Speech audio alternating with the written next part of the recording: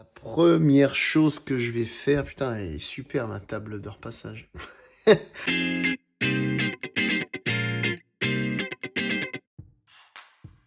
Alors pour le lieu de confinement, c'est un peu particulier parce que comme je suis médecin, je suis encore actif.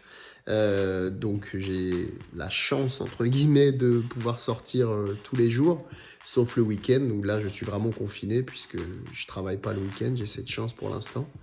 Et du coup, je me confine chez moi, à la maison, voilà, dans cette maisonnette. Bah, quand je suis confiné, ouais, c'est plutôt gros jogging, en mode à l'aise, au calmitos, tout à fait. Bah, dans la mesure où je suis vraiment confiné que le week-end et les jours, les quelques demi-journées ou journées où je travaille pas, qui sont quand même assez rares, pour l'instant, écoute, je le subis pas, ce confinement. Ce qui doit bien sûr être très différent des gens qui sont à la maison H24, 7 jours sur 7. Mais écoute, non, moi je peux pas dire que je le subis. Ce serait pas vrai. Les inconvénients, il y en a quand même gentiment énormément, puisque dès qu'il me manque un truc, que ce soit à manger ou à boire pour une recette X ou Y, j'ai envie de sortir et je peux pas, parce que je vais pas non plus sortir je sais pas, tous les jours ou toutes les demi-journées juste pour aller chercher des œufs, chercher, je sais pas, une bouteille d'un truc pour faire un cocktail ou je ne sais quoi. Donc ça, c'est un des plus chiants inconvénients, on va dire, un petit peu factuel. Et puis après, bien sûr, c'est voir les potes, quoi. Moi, le week-end, je suis finalement très heureux de passer tout mon temps avec ma femme et ma fille. Le week-end, habituellement, c'est des périodes où je pars faire des concerts, donc je suis quasiment jamais là. Et là, c'est vraiment trop cool, quoi. Passer du temps, de rigoler, de même tout simplement regarder un truc à la télé ensemble, un film. Voilà, c'est des moments cool. Ce serait peut-être de faire un cocktail pour madame, puisque j'ai le temps, que j'ai tout ce qu'il faut et que j'adore faire des cocktails. Du coup, voilà, c'est le petit rituel de l'apéro. Donc, on regarde ensemble des bouquins de recettes. Je manque de beurre doux pour cuisiner. J'aimerais bien faire des gaufres, un truc que je fais absolument jamais non plus. Et voilà, là, tout de suite, c'est ce qui me manque. C'est pas vraiment un bar, c'est plutôt une petite cave aux merveilles, on va dire. Mais elle est en deux parties. Pour le côté bar pur et dur, ce serait plutôt là du côté bière artisanale. Et puis en bas, ce serait plutôt tout ce qui permet de faire des cocktails. Donc voilà, ça va assez loin. Il y a pas mal de matières premières. Et puis après, le reste, bon, bah, on va regarder rapidement. Mais voilà, c'est beaucoup de Calvados, étant normand. Des cognacs, des rhums blancs. Ah oui, il faut que je les mette dans l'autre sens. Voilà, c'est ça. Cognac dans ce sens-là. Beaucoup de rhum blanc. Là-haut, c'est un peu le foutoir. Voilà. Et puis l'autre partie, c'est tout ce qui est rhum. Donc j'imagine que ça intéresse personne. Euh, Blague à part, voilà, forcément beaucoup de rhum. Donc voilà, il y en a plein. Il y en a plein et ça fait du bien. Oh oui. Alors non, on n'a pas fait du tout le plein de PQ. Je trouve ça d'ailleurs complètement con, ce réflexe d'acheter plein de PQ, parce que sincèrement, si on doit manquer de quelque chose, d'un point de vue même vital ou autre, c'est clairement pas de PQ. Je pense qu'on pourra toujours faire nos histoires, je sais pas, sous la douche ou avec un bidet. Enfin bref, c'est vraiment pas quelque chose dont on manquera cruellement. Donc non. Je n'ai pas du tout fait le plein de PQ, j'en ai suffisamment et tout va bien de ce côté-là. Ça va être une de mes cousines qui est enceinte, mes grands-parents, ma mère, mon père, voilà, c'est surtout eux. Alors le frigo est juste ici. Qu'est-ce qu'il y a de beau? Il y a des softs, toujours dans une logique de cocktail, bon sauf le Coca Zéro forcément. C'est des filets de légine chez un pote capitaine de bateau qui va souvent dans l'Antarctique ou pas loin de la Réunion et qui pêche entre autres de la légine et qui nous en ramène. Donc là, ma femme a levé les filets. Donc voilà, on va cuisiner ça tout à l'heure, ce qui devrait pas être mal. Pas mal de petits desserts pour nous et surtout pour la puce. Et puis en bas, parmesan et puis légumes. Et puis là, 1 milliard de sauces, ça doit être mon côté belge. Par contre, ça c'est un très mauvais vin, mais très bien pour la cuisine. Et puis ça, par contre, c'est extraordinaire. Alors, c'est pas trop la saison, mais comme il fait beau, on s'est remis à faire des petites salades.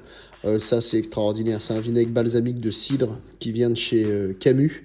Camus, qui est un des plus grands producteur et distillateur de Calvados et qui a eu la bonne idée de faire des vinaigres balsamiques de cidre selon la méthode Solera. Donc il a des tout petits fûts et il fait vieillir jusqu'à 9 ou 10 ans, je crois, ces vinaigres balsamiques dedans selon la méthode Solera et le résultat est complètement dingue. C'est incroyable. Je pense que je vais me laisser tenter par un rhum que j'aime beaucoup. Là, depuis que je suis retourné en Guadeloupe, je me suis refait pas mal de rhum guadeloupéen. Et je dois bien avouer que redécouvrir certains rhums, notamment de chez Biel, m'a fait le plus grand plaisir. Donc quand je suis rentré, parce que ça forcément j'en ai pas trouvé sur place, mais un petit Biel 94, voilà. Ce soir ce sera sûrement ça, c'est fait. J'ai la chance d'avoir pas mal de fenêtres dans la maison dans laquelle on habite. Et celle-là qui est la plus proche donne sur la terrasse. Donc voilà, qui est une terrasse plutôt coolos. Donc voilà.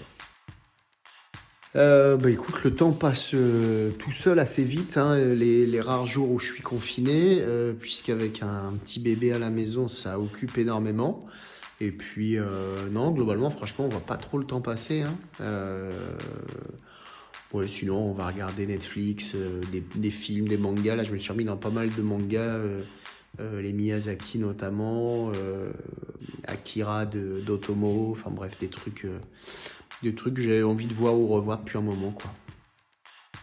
J'aimerais bien poser une question aux organisateurs du Week-end 2.0, à savoir s'ils craignent ou pas un éventuel report du fait du confinement qui probablement va quand même pas se prolonger jusque-là, mais du fait peut-être des mesures contre les regroupements de personnes, même si bon, on ne sera pas non plus 10 000, mais voilà, est-ce que c'est une crainte de votre part? Est-ce que c'est quelque chose que vous avez imaginé de reporter la date à cet été ou en septembre? Parce que parfois il fait beau aussi en septembre. Voilà, c'est ça ma question. Et je vous embrasse, bien sûr. La première chose que je vais faire, putain, elle est super ma table de repassage. La première chose que je vais faire quand ce sera fini, je pense, ce sera aller voir mes proches, faire une énorme teuf avec mes potes, faire un gros repas chez mes grands-parents, avec la famille dispo sur place. Voilà, ça va être sûrement ça. Au début, j'étais un petit peu triste de voir que la majorité des gens que je voyais autour de moi, que ce soit sur les réseaux ou autres, étaient très dubitatifs quant à ce virus, son impact et sa gravité. Du coup, j'étais très triste de voir aussi que les gens respectaient pas du tout ni les mesures barrières, ni les règles de confinement. Et puis, écoute, j'ai l'impression quand même que plus ça va, plus les gens écoutent et respectent un petit peu ça. Donc, j'essaye de trouver je suis désolé, un truc sympa à mettre derrière plutôt qu'une planche à repasser pétée. Donc, ouais, maintenant, je suis plus confiant. J'ai l'impression qu'on est toujours un peu en retard pour comprendre un peu les choses, et je m'inclus dedans. Hein. Moi aussi, je suis dubitatif sur pas mal de choses. Ça doit être très français, donc je m'inclus tout à fait là-dedans. Mais là, franchement, ouais, je suis confiant. Je pense que des jours meilleurs vont arriver, que le confinement va se lever, que des traitements ou vaccins vont arriver, que la pandémie va être régulée de par le fait que ça touche le monde entier. Donc, c'est pas comme si ça touchait les pays pauvres et que les grandes puissances s'en foutaient. Là, tout le monde est concerné, riches, pauvres, jeunes, vieux. Donc du coup, voilà, ça crée des beaux élans de solidarité, que ce soit au sein d'une même nation et même entre les différents pays. Donc ouais, je suis plutôt confiant. Et ben, le mot de la fin, prenez soin de vous, restez chez vous, confinez-vous bien, profitez du rhum, mais avec modération. Il ne s'agirait pas de sortir la période de confinement complètement alcoolique et avec des bouteilles toutes vides. Donc, profitez avec passion, mais avec modération pour la rime. Et surtout, voilà, profitez de ce temps pour vous retrouver, pour retrouver votre famille si vous avez la chance d'être confiné avec eux. Euh, Faites vraiment gaffe, soyez prudents, respectez les mesures de confinement et les gestes barrières. Voilà, c'est tous ensemble qu'on va y arriver. Hein. Je suis désolé, ça fait un peu discours de mi-temps de finale de Coupe du Monde, mais c'est la vérité. Et puis voilà, trinquons, profitons, redoublons d'ingéniosité pour rester proche de nos proches, justement, que ce soit par téléphone, par visio, avec les apéros, house party ou autres à distance. Enfin bref, voilà. Et donc, santé à la 4 2.0, à tous ces membres, à ces organisateurs. Merci beaucoup de m'avoir convié et de m'avoir proposé cette interview confinade, on va dire, confinade party. Et voilà, prenez bien soin de vous. Big up!